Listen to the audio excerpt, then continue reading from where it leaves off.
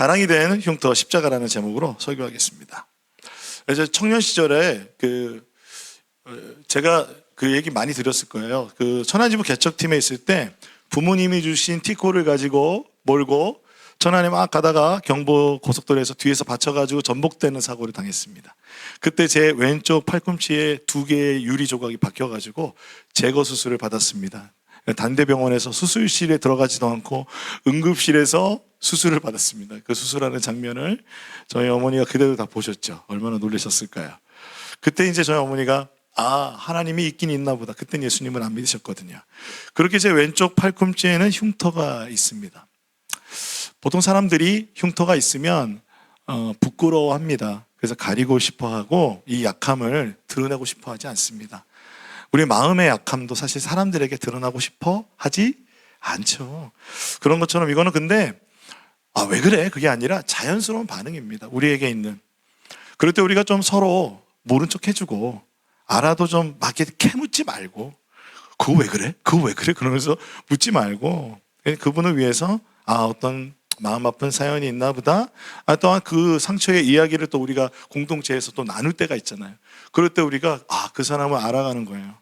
그 삶의 이야기를 통해서 서로 그 아픔을 끌어안으면서 사랑의 마음으로 대하는 그런 공동체가 되기를 소망합니다. 근데 어떤 사람은 그런데 흉터를 자랑하는 사람들이 있죠. 그렇죠? 영화나 이런 거 보면은 어디 사우나에 한 명씩 어깨들이 들어오시잖아요. 조폭들이 한 명씩 들어오면서 이렇게 한 명씩 들어오는데 그거 보면서 놀리는 거예요. 우와, 저런 흉터가. 그럼 마지막에 이제 보스가 딱 들어오는데 몸에 막 호랑이 문양 쫙 하면서 이제 여기 칼빵 막 이렇게 딱 들어오면 형님 이렇게 됐잖아요. 네, 이제 좀 부끄러운 자랑이죠. 그런데 스포츠 경기를 뛰는 선수들이 자신의 삶을 최선을 다해서 준비하다 보면 몸에 흉터가 남아요. 수술의 흉터도 남고, 그리고 축구를 우리가 살아가면 해버지가 무슨 뜻인지 아십니까? 해외파의 아버지란 뜻이에요. 처음 듣는 듯한 이 분위기는. 박지성 선수의 그 발 사진이 되게 인터넷에서 엄청나게 우리에게 돌면서 많은 그런 영감을 주었던 때가 있었습니다. 그 발을 보면 너무 못생겼죠. 그리고 다 그냥 막 평발에 아름답지 않은데 아름다운 흉터가 많은 그 발. 근데 박지성 선수는 그거를 자랑스럽게 생각하는 것 같아요. 뿐만 아니라 영화에 보면 또 이제 형사들이 나 이거 어떤 범인이랑 싸우다가 다쳤어 그러면서 이렇게 흉터 막 자랑하잖아요. 우리는 그걸 보면 뭐라고 하냐면 영광의 상처, 영광의 흉터라고 합니다. 저도 가끔은 여름을 기다립니다. 반팔을 입으면 내 흉터를 목사님 그 흉터 어디서 났어요? 그러면 저는 이제 막 또 이제 재밌게 또 티코 타고 막 가던 얘기를 오늘 설교니까 덜 재밌게 했는데 되게 재밌게 합니다. 바울이 오늘 갈라디아 교인들에게 편지를 썼는데 편지의 맨 마지막 부분 6장의 마지막에 그렇게 얘기하는 거예요. 내 몸에 예수의 흔적이 있다. 자기 흉터를 자랑하는 거예요. 바울이 교만한 마음으로 그랬을까요? 나 이런 사람이야.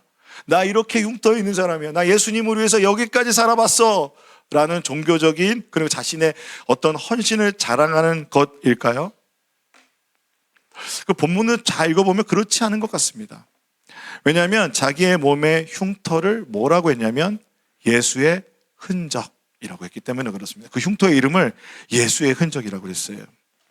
바울이 지닌 예수의 흔적은 무엇이냐면 바울이 전도여행하다가 어느 지역에서 루스드라는 지역에서 복음을 전하는데 예수의 복음을 전할 때 제일 싫어했던 사람이 유대인들이었어요.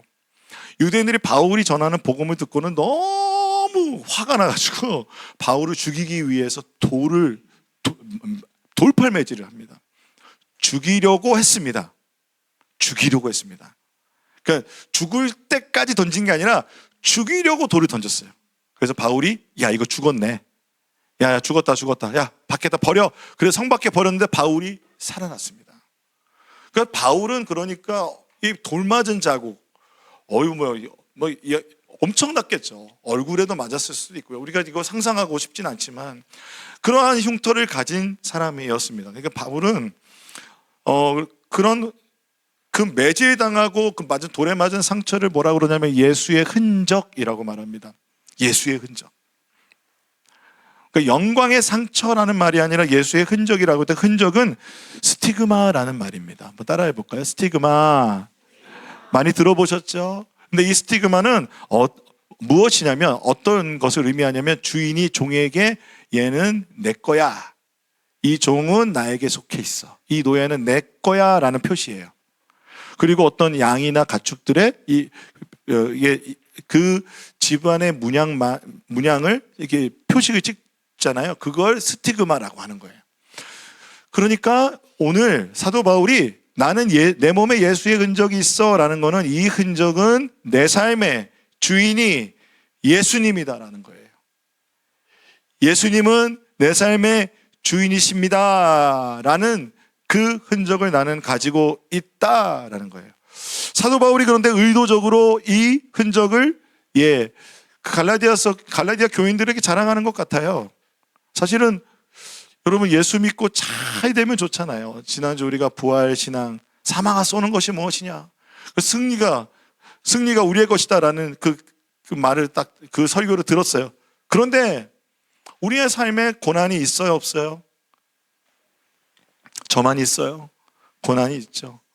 삶이 잘 될 때도 있지만 잘 되지 않을 때도 많은 거예요. 그리고 우리가 예수 믿을 때 교회에서 예수 믿는 그 믿음의 신앙의 자랑이 예수가 자랑이 아니고 예수님이 나의 주인이라는 게 자랑이 아니라 내가 얼마나 믿었는지, 내가 집사냐, 내가 권사냐, 내가 장로냐, 내가 목사냐, 전도사냐가 중요하고 그것을 자랑하게 될 때 우리는 이 바울의 그 마음을 알아야 합니다. 사실은 갈라디아 교회에는요, 유대인 그 그리스도인들이 많았는데 유대인들은 버리지 못하는 게 있었어요. 유대인 그리스도인들이 예수를 믿어도 뭐냐면 몸에 있는 할례라고 하는 흔적이에요. 할례의 상처. 할례라는 것을 자랑스럽게 생각하였습니다. 왜냐하면 그것이 유대인이라는 가장 그러니까 표식이었기 때문에 그래요. 하나님 백성이라는 표식. 그러니까 이방인도 유대교를 믿으려면 할례를 받아야 한다고 했어요. 할례를 받아야 한다. 그러니까 이방인으로서 개종할 때 중요한 기준이었어요. 그리고 율법에 있는 음식법을 다 따라야 됐어요. 율법에 있는 대로. 그러니까 이걸 버리지 못하니까 이방인들과 같이 식사를 해요, 안 해요? 안 해요. 같이 밥을 먹지 않아요. 같이 식탁에 앉으려 하지 않고, 게다가 조금 이제 이방인들에게 전도가 되고 있는 상황이었기 때문에 이방인에게 복음을 전했던 유대인 그리스도인, 대표적으로 베드로, 그리고 안디옥 교회 지도자 바나바조차도 그 이방인들과 막 식사를 하다가 예루살렘으로부터 온 유대인들이 오자 슬금슬금 일어난 거예요. 불편하게 일어나서 다른 데로 갔어요. 그러자 바울이 게바에게, 그러니까 베드로에게 책망하잖아요. 책망하면서 왜 교회 안에서 왜 당신이 이방인에게 전도하고 이방인의 문화, 이방인과 같이 그렇게 밥을 먹다가 왜 그 자리에서 일어나서 복음의 그 중요한 메시지를 흐리느냐. 그래서 그 부분을 책망하였습니다. 근데 이런 부분들이 굉장히 교회에서 큰 문제였어요. 그러니까 유대인들이 이방인들과 함께 교회를 이룬 거 굉장히 잘한 거죠. 그런데 그들에게 항상 이렇게 말하는 거예요. 근데 그거 알아? 할례 받아야 돼. 그거 알아? 할례 받았어? 아니 안 받았는데 그거 받아야지. 그래야 하나님 백성이야. 나는 할례 받았어. 나는 하나님 백성이야. 할례 받았어요? 그러니까 사람들이 웅성웅성 할례를 받아야 되느냐라는 그리고 음식법을 따라야 되느냐라는 그러한 혼란이 교회 안에 있었던 것입니다. 그런데 사도 바울은 그것이 예수 그리스도의 구원에 율법을 더하는 거냐, 예수 그리스도를 믿는 믿음 그것만으로 유대인이나 이방인이나 종이나 자유자나 남자나 여자나 나이가 어리거나 나이가 많거나 모든 사람은 그것으로 구원을 받는다라는 이신칭의의 그 구원의 복음을 전하기 시작하는 것입니다. 이 복음이 얼마나 중요하냐면 예수 그리스도의 십자가의 복음이 이 이신칭의가 흔들리면 하나님의 복음이 그러니까 지금 우리가 믿는 이 믿음이 우리가 여기서 예배 못 드리는 거예요. 우리도 다 할례받아야 되고 그 음식법을 다 따라야 되는 그러한 이상한 복음이 아마 남겨져 있었을 거예요. 그러니까 사도 바울이 야 베드로 형님한테 야 이렇게 버릇없이 그렇게 할 수 있냐라고 하지만 그 교회의 지도자로서 그 이 복음을 지키는 자로서 그렇게 이야기한 것이죠. 그래서 갈라디아서 2장 16절 말씀을 이제 연달아서 이야기하고 있어요. 같이 읽어볼까요? 시작. 사람이 의롭게 되는 것은 오직 예수 그리스도를 믿음으로 말미암는 줄 알므로 우리도 그리스도 예수를 믿나니 이는 우리가 율법의 행위로서가 아니고 율법의 행위로서는 의롭다함을 얻을 육체가 없느니라. 아멘. 아멘. 유대인들이 자랑하고 있는 것은 자랑할 것이 아니다라는 것이죠. 그럼 무엇이 중요하냐? 갈라디아서 2장 20절 말씀입니다. 같이 읽어보겠습니다. 시작. 내가 그리스도와 함께 십자가에 못 박혔나니 그런즉 이제는 내가 사는 것이 아니요 오직 내 안에 그리스도께서 사시는 것이라. 이제 내가 육체 가운데 사는 것은 나를 사랑하사 나를 위하여 자기 자신을 버리신 하나님의 아들을 믿는 믿음 안에서 사는 것이라. 아멘. 여러분 우리 기독교의 신앙은 이 갈라디아서 2장 20절을 꼭 기억해야 됩니다. 암송하세요.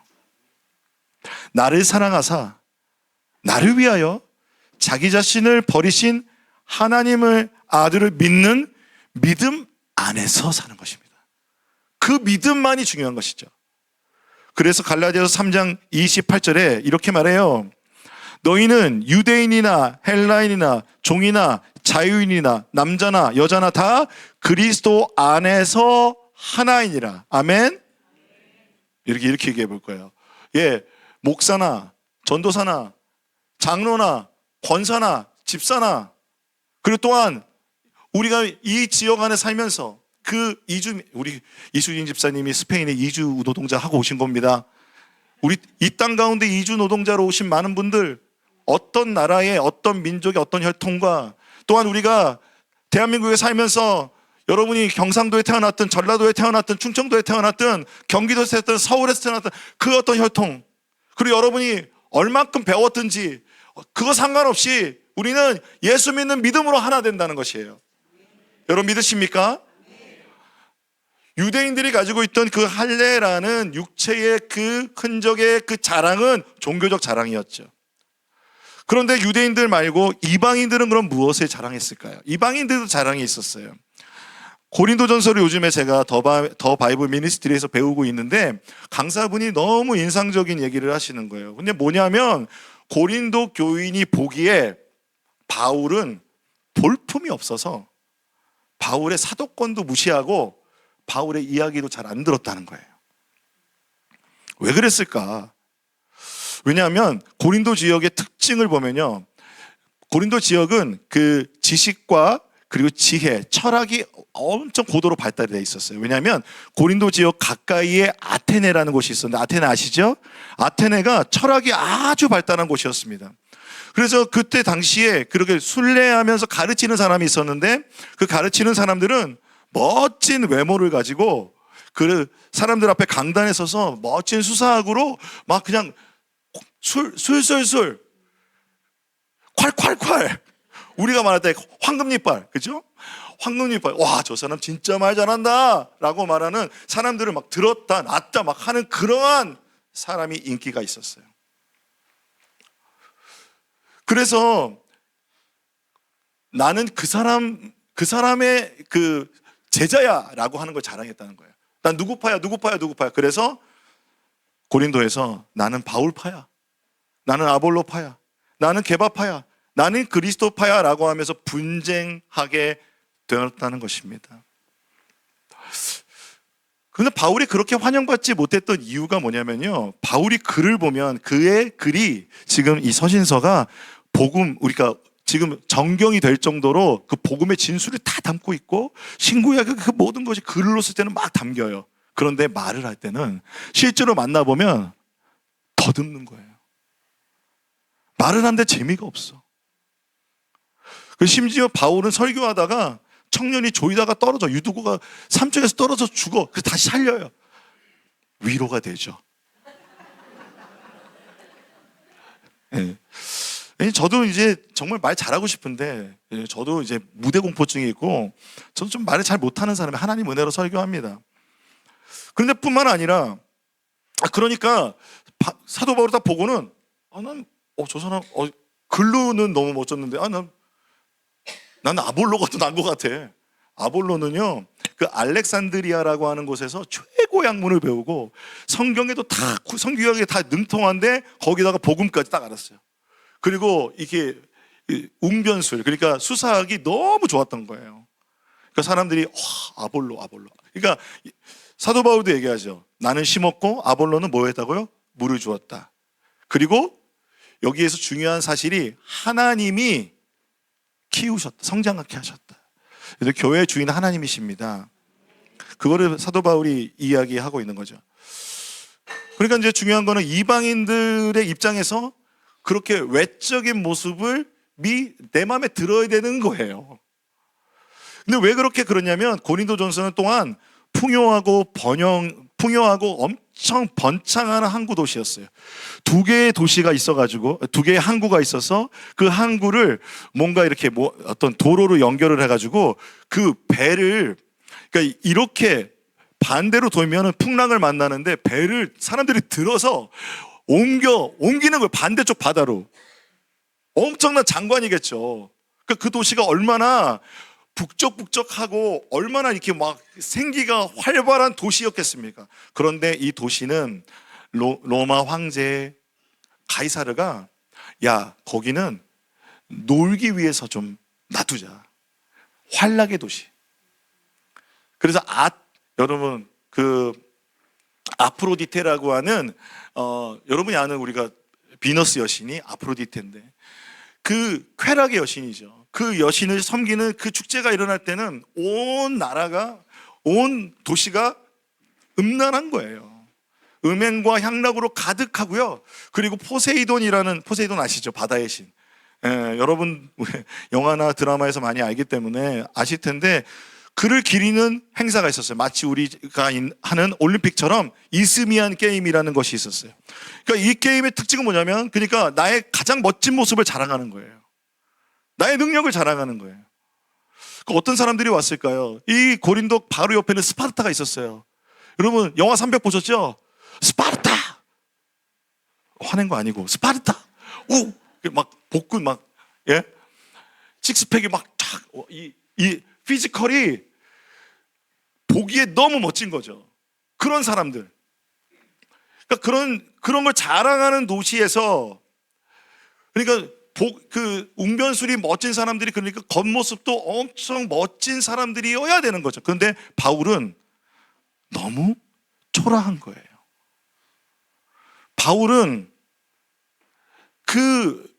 복음 전하다가 받은 상처 때문에 흉터도 많고, 그 바울은 이렇게 사람도 좀 조심하지 않았을까 싶어요. 사람들에게 그렇게 막 쫓기고 그러다 보면 마음에도 상처가 있지 않았을까요? 트라우마가 있지 않았을까요? 유대인만 보면 좀 약간 피하고 움츠러지고, 제가 이게 나이가 드니까 어깨에 돌이 생기고, 그래서 어깨가 잘 돌아가지 않고, 허리도 아프고 그러니까 제가 좀 약간 다리 걸을 때 절거든요. 나이 들어서 그래요. 근데 사도 바울이 그런 흉터를 가지면서 자신의 삶에서 예수를 따라가는 그 삶이 그렇게 겉모습이 자랑스러운 것이 아니었던 거예요.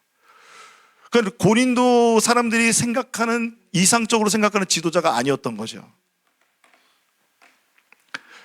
그래서 사도 바울보다 아볼로나 베드로를 더 좋아하고, 그 사도 바울을 전하는 복음에 대해서, 그래서 사도 바울을 좀 이렇게 무시하고 그 사도권까지도 의심하는,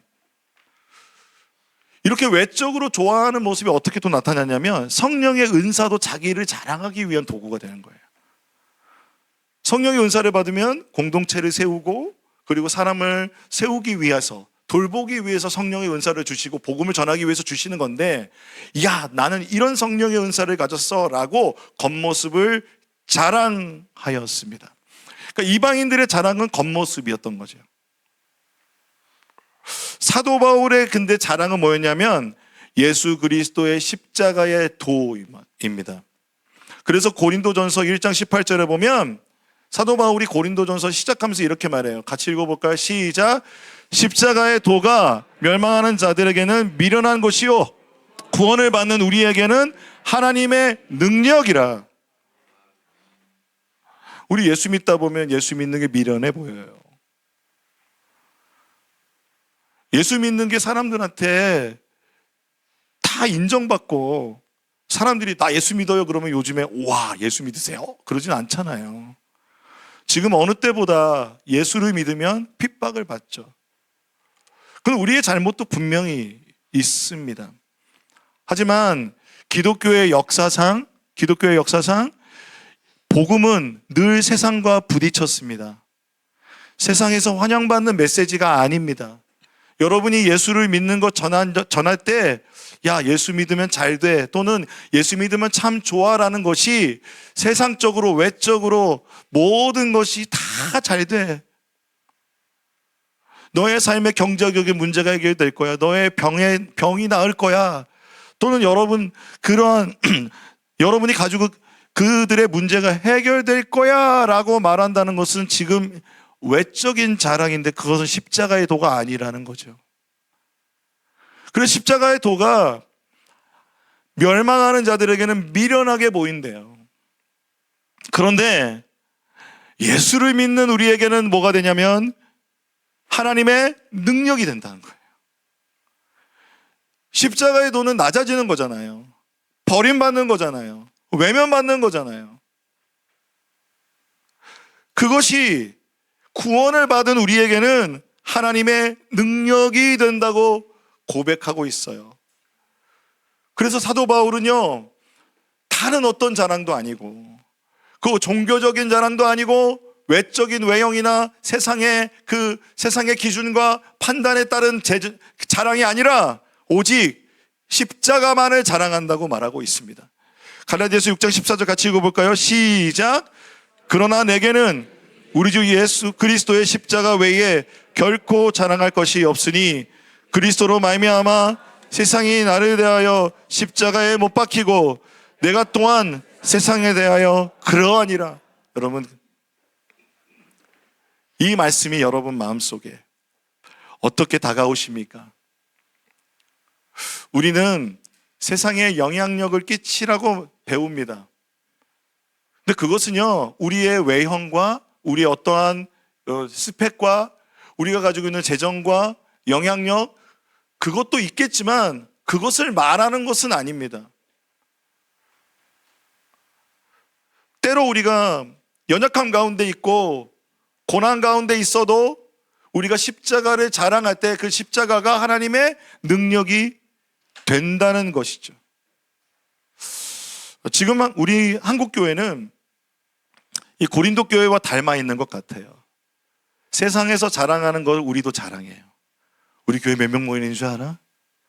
우리 교회 숫자가 몇 명인 줄 알아? 야, 우리 교회 분위기 끝내줘. 그런데 세상에서 미련하게 생각하는 것들, 우리 교회는 손해봐. 우리 교회는 손해봐도 이웃을 도와. 세상이 인정해주지 않아도 우리는 그 일해 라고 하는, 가난하고 소외된 자를 돌봐, 열방의 선교사님들을 위해서 살아가 라는 것.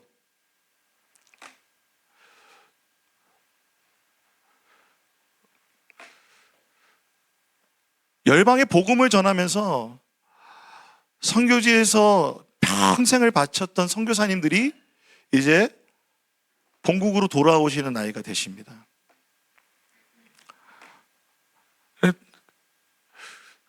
그럴 때 육신은 다 연약해지고, 그리고 가진 것은 없고, 그리고 내가 머리 둘 곳도 없는 그분들을 위해서, 선교사님들을 위해서 그런 게스트 하우스나 선교사님들을 위한 집을 짓겠다고 마음 먹고 준비하는 분들이 계십니다. 찬양 중에 이런 찬양이 있어요. 땅끝에서.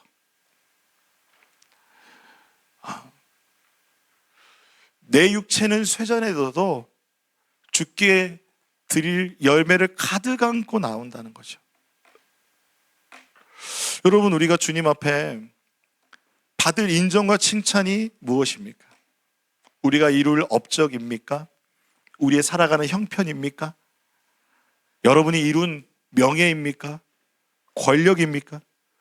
그걸 두고 주님 앞에 자랑할 때 주님이 그래 고생했다 하지만 야 정말 잘했다 그렇게 칭찬해 주실까요? 천국에서는 사실 아무 소용 없는 것들입니다. 아무 소용 없는 것들이에요. 우리가 주님 앞에 나갈 때, 주님을 만날 때 저는 그런 상상을 해봐요. 하나님이 우리를 보시면서 정말 칭찬하고 우리에게 격려하시고 위로하시는 건 무엇일까? 몇 주 전에 제가 천국 가서 예수님께 인사드리는데 못 알아볼 수도 있으니까 예수님께 매일 이렇게 나가자고 설교했죠. 기억나세요?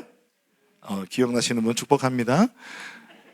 근데 그 설교를 하는 그 주에 저희 둘째가 이렇게 물어보는 거예요. 내 설교 들은 것도 아니에요. 아빠, 그런데 천국 가면 예수님을 어떻게 알아봐? 깜짝 놀랐어요. 내 설교 들었나? 그래가지고 제가 이제 그래 그러면 열심히 찬양하고 기도하고 묵상하고 예수님을 24시간 동행하면 된다라고 말하려고 하는 그 순간 주님이 탁 떠오른 게 하신 게 있어요. 요한복음 20장에 예수님이 나타나신 거잖아요. 그때 주님께서 손과 발을 보여주시고 옆구리 창을 보여주시거든요. 복음서에 보면 예수님 꼭 부활하셔서 그걸 꼭 보여주세요. 자랑하듯이 보여주세요. 그러니까 예수님인 걸 알아보라는 얘기죠. 그래서 제가 저희 딸에게 얘기했어요. 야, 너 예수님을 못 알아볼 수가 없어. 예수님의 십자가를 믿고 예수님께서 나를 위해 걸리신 십자가의 못자국을 안다면 예수님의 손과 발을 보면 바로 알아볼 수 있어. 예수님의 장자국을 보면 바로 알아볼 수 있어. 여러분, 이렇게 흥분하면서 얘기하는 여러분 아무 감흥도 없이 보시는 이 느낌은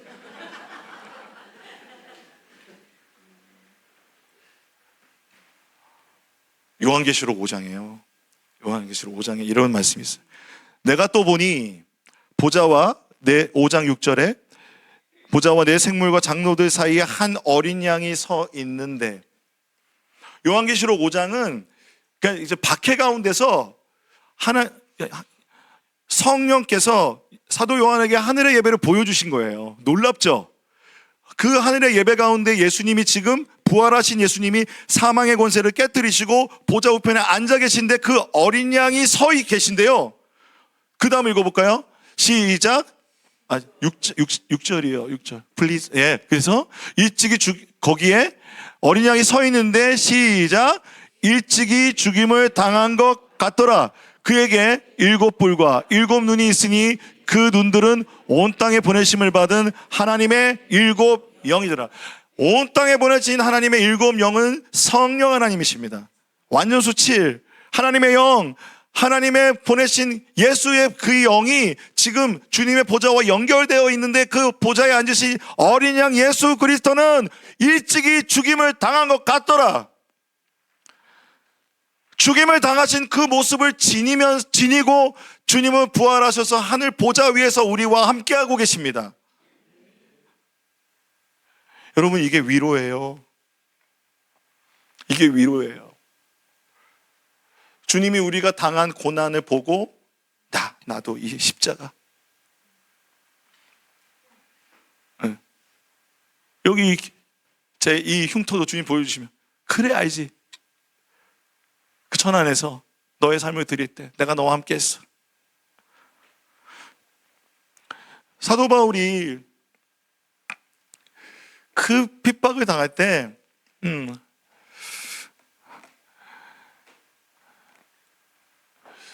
그 고난을 받는 것 자체가 자랑이 될 수 있을까요? 고난 받고 싶으세요? 고난 받고 싶지 않잖아요. 맞아요. 여러분 표정처럼 고난 받고 싶은 사람 아무도 없어요. 근데 베드로는 이렇게 얘기해요. 베드로가 베드로전서에서 예수님께서 고난을 받아 우리에게 본을 끼쳐서 그 자취를 따라오게 하려 하셨다라고 말씀하세요.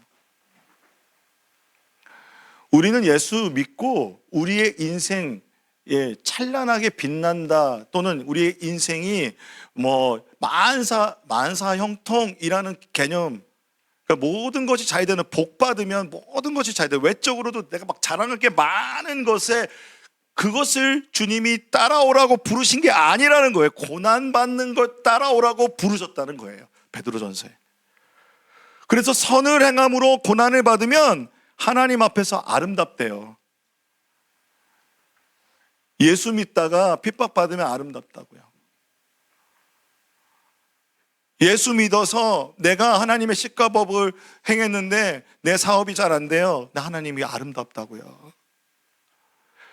예수 믿으면, 예수 믿고 헌신하면 잘 될 것 같았는데 내 몸에 이 흔적이 생기잖아요. 예수님이 아름답다고 하시는 거예요. 때로는 우리 마음에도 마음의 상처, 트라우마가 남아있죠. 그것이 우리가 주님 만날 때까지 다 만져지지 않아도 주님 우리의 그 마음의 흔적을 보시면서도 그 십자가로 내가 그거 알지, 그걸 아니까 사도 바울이 이렇게 말할 수 있어요.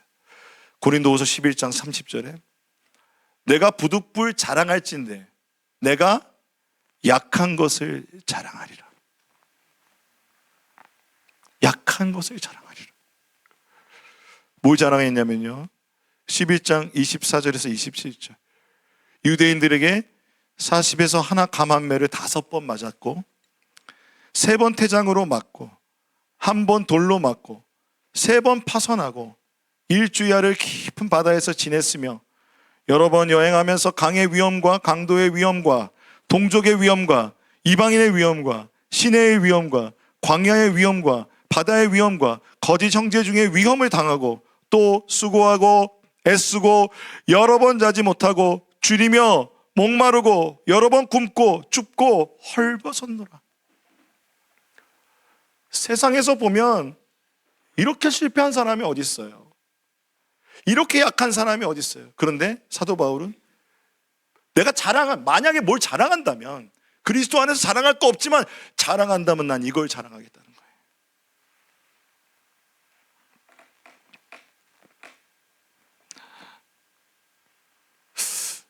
사랑하는 성도 여러분, 우리의 삶 속에 사실 예수님을 위해서만 받는 고난만 있는 건 아니잖아요. 죄 짓고 받는 고난 말고 삶을 살아가면 삶 속에서 일어나는 마음의 병, 육신의 질병, 관계의 문제, 경제적인 문제, 자녀와의 갈등, 그리고 나 스스로에 대한 나를 사랑하지 못하는 마음,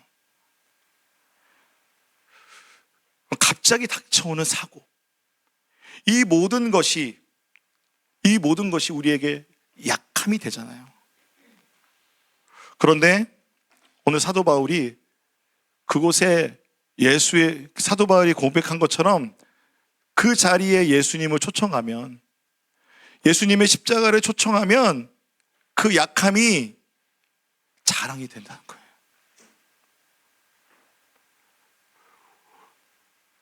우리가 그렇게 내 삶은 실패했어, 그때 그 결정하지 말걸. 여러분, 제가 이거 얘기하지 말아야겠다.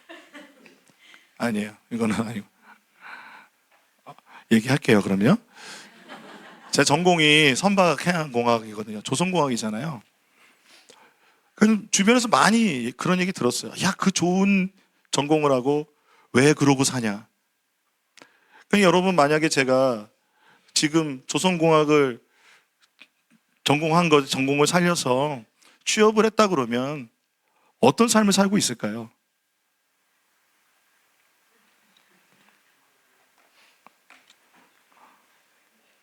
그러면 지금 저의 삶은 그 삶보다 못한 삶입니까?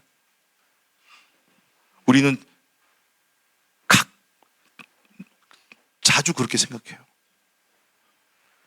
저는 제 인생에 예수 믿은 거 제일 잘했습니다. 내 인생에 제일 잘한 게 있다면 첫 번째 예수 믿은 거, 두 번째 결혼한 거. 할렐루야! 아멘. 여러분, 가정에도 아픔이 있죠. 살다 보면 부부가 대화가 끊기고 자녀들은 문 닫고 들어가고 자녀들이 내 마음대로 되지 않고, 그리고 또 이제 갱년기 되면 몸도 아프고 어렸을 때 또 있었던 그 마음의 상처가 다시 올라오기도 하고, 야, 나 이거 해결된 것 같았는데 또 올라오기도 하고, 그리고 내 앞에 있는 미래를 볼 때 막 불안하고, 그러한 약함에 예수님의 십자가를 초대하십시오. 그 약함에 예수 그리스도의 십자가를 초대하면 예수의 그 십자가가 우리를 살려주십니다. 예수의 십자가가 우리를 변화시켜 주셔서 우리가 실패라고 했던 그 시간은, 그 사건, 그 경험을 주님은 약할 때 강함이 되게 하실 줄로 믿습니다. 예수님께서 상처받은 치유자로 남아 계신 것처럼 우리도 상처 입은 치유자로 다른 사람의 마음을 어루만질 수 있는 그 역전에 하나님의 그 놀라운 초대, 그 부르심의 초대받을 줄로 믿습니다. 그렇게 될 때 여러분, 상처는 더 이상 우리의 약함이 되는 것이 아니라 상처는 오히려 예수의 의를 드러내며 하나님의 복음의 능력을 드러내는 십자가의 능력이 될 줄로 믿습니다. 그때 우리가 사도 바울처럼 고백하는 거예요. 내 은혜가 내게 족하도다. 그 하나님의 은혜가 우리의 삶을 덮어서 우리의 모든 삶에 난 저건 실패야라고 생각했던 그 삶조차도, 그리고 또한 내가 하나님께 드리는 내 삶의 그 모든 헌신 가운데서 또한 내가 연약해질지라도 하나님의 은혜로 덮여서 내 삶의 자랑이 되는 흔적, 십자가를 자랑하는 여러분의 인생이 되기를 주님의 이름으로 축원합니다. 이 시간 우리가 함께 찬양하고 싶습니다. 주의 손에 나의 손을 포개고라는 찬양입니다. 우리가 이 찬양하며 주님 앞에 나갈 때, 주님, 나의 여러분의 그 마음에, 또 여러분의 삶에 그 질병과 또 여러분의 삶에 있는 지금 앞에 내 삶의 불안함과 내 가정의 문제와 그 모든 것을 주의 손에 덮고 주의 발에 덮는 그 마음으로 함께 찬양하며 나가겠습니다. 주보혈 날 정결케 하고, 주보혈 날 자유케 하니, 주 앞에 나 예배하는 이 시간 나의 모든 것을 주께 드리네. 주의 손 날 위해 지키셨고, 주의 발 날 위해 박히셨으니, 이제는 내가 사는 것이 아니요 오직 주를 위해 사는 것이야. 주의 손에 나의 손을 포개고, 주의 손에 나의 손을 포개고, 또 주의 발에 나의 발을 포개요.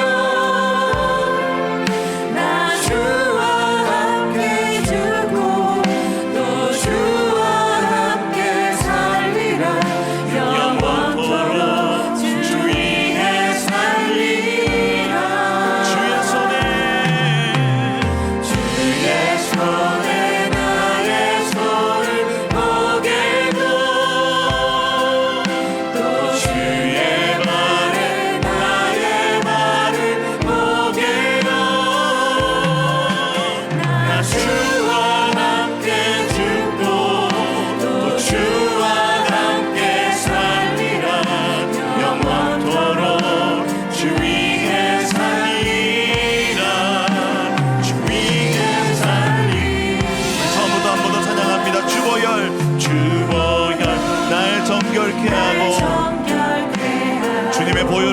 기도합시다. 주보혈 날 자유케 하니 주님 우리를 자유케 하여 주옵소서. 예, 주 앞에 나 예배하는 이 시간 나의 모든 것을 주께 드리네. 주의 손 날 위에 찢기셨고 주의 발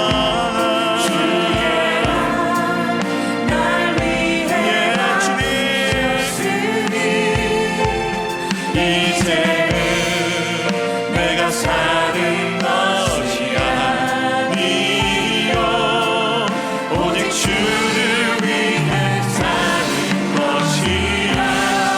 주님의 십자가를 초청하면서 주의 손에 나의 손을 포개고 주의 발에 나의 발을 포개어 나 주와 주와 함께 살리라. 영원토록 주 위에 살리라. 주의 손에 나의 손을 포개고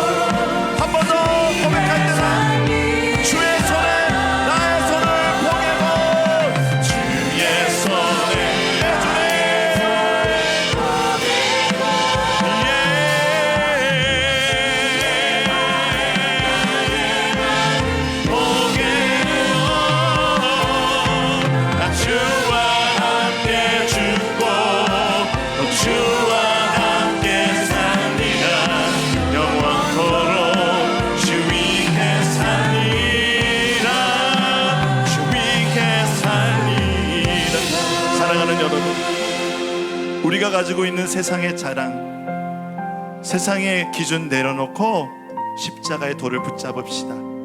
내가 생각할 때, 그리고 주위 사람들이 나를 향해서 실패라고 말하고 약한 것이라고 말하는 것이 예수의 십자가에 주의 손에 포개고 주의 발에 포갤 때 그것이 약함이 아닌 우리의 인생의 자랑이 될 줄로 믿습니다. 주님께서 우리의 삶 가운데 그리하여 성경은 말하죠. 모든 것이 합력하여 선을 이루느니라 라는 은혜가 우리의 삶에 있게 하여 주옵소서라고 우리가 주님 앞에 우리의 그 모든 것을 올려드리면서 여러분의 질병도, 여러분의 재정의 문제도, 미래의 문제도, 자녀의 문제도, 하나님께 또한 가정의 문제도 올려드리면서 우리가 전심으로 기도하며 나갑니다. 기도하시겠습니다.